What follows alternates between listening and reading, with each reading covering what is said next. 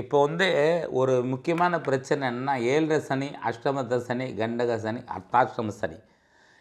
இந்த விஷயங்கள் பாருங்கள், அர்த்தாஷ்டம சனி 2.5 வருஷம், 7 சனி 2 வருஷம், அஷ்டமத்த சனி 2 வருஷம், கண்டக சனி 2 வருஷங்க. உங்கள் வாழ்க்கையில் நீங்கள் பிறந்ததுலேருந்து 30 வருஷத்துக்குள்ளே 15 வருஷம் உங்கள் வாழ்க்கையில் சனி நடந்தே தீரும். அதில் எந்த மாற்றமும் கிடையாது.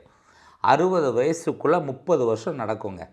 அப்போ இது உங்கள் வாழ்க்கையில் பிரச்சனையை ஏற்படுத்துது அப்படின்னா, யாருமே வாழ்க்கையில் ஒரு அதானியோ, ஒரு அம்பானியோ, ஒரு டாட்டாவோ, ஒரு பிர்லாவோ, ஒரு டிவிஎஸோ உருவாகிருக்கவே முடியாது. சரிங்களா? இது பிரச்சனை ஏற்படுத்துதுங்கிற மன அமைப்பை முதல்ல உடச்சி தூக்கி எறிங்க.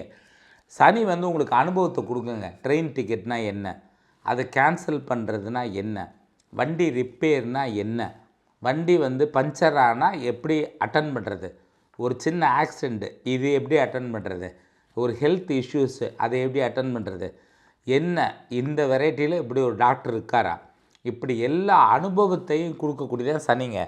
பொதுவாக பார்த்திங்கன்னா, யார் உங்கள் ஜாதகத்தை எடுத்து பாருங்கள், உங்களுக்கு அஷ்டமத்த சனிலையோ, கண்டக சனிலையோ, அர்த்தாஷ்டம சனிலையோ தான் கார் ஓட்ட கற்றுக்கிட்டு இருப்பீங்க, கார் வாங்கியிருப்பீங்க, கல்யாணம் பண்ணியிருப்பீங்க, குழந்தை பிறந்திருக்கும், வீடு வாங்கியிருப்பீங்க, எல்லாமே அப்போ தாங்க நடக்கும். பயமுறுத்துகிறவங்க பிஸ்னஸ்க்காக உங்களை பயமுறுத்துகிறாங்க, அவ்வளோதான். அவங்க பிஸ்னஸ் நடக்கணும், அதுக்கு அவங்க பயமுறுத்துகிறாங்க. நீங்கள் முன்னாடி இருந்த முதல்வர்கள் பல பேர் எடுத்துக்கங்க.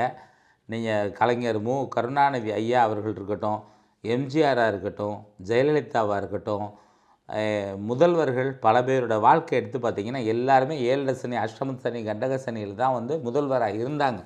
மிகப்பெரிய பதவிகளையும், மிகப்பெரிய வாழ்த்துக்களையும், மிகப்பெரிய வரவேற்புகளையும் கொடுத்ததே 7 சனி, அஷ்டம சனி, கண்டக சனி தாங்க. அதை பார்த்து பயப்பட வேண்டிய அவசியம் இல்லை. ஆனால் நிறைய புது அனுபவங்களை கொடுக்கும். ஆனால் அந்த நேரத்தில் உங்களுக்கு சூரிய தசையோ, சந்திர தசையோ, கேது தசையோ, ராகு தசையோ நடந்ததுன்னா படுத்தி எடுக்குங்க. எது படுத்துது? ராகு தசை படுத்துது. நீங்கள் ராகு தசைக்கு பரிகாரம் பண்ணுங்கள், கேது தசைக்கு பரிகாரம் பண்ணுங்கள், சந்திர தசைக்கு பரிகாரம் பண்ணுங்கள், சூரிய தசைக்கு பரிகாரம் பண்ணுங்கள். 7 சனியை பார்த்து பயப்பட வேண்டிய அவசியமே இல்லைங்க. 7 சனி, அஷ்டம சனி, கண்டக சனி யாரையும் ஒன்றும் கெடுக்காது. திசாபுக்தி கெடுக்கிறத பழி ஒரு இடம், பாவம் ஒரு இடம்.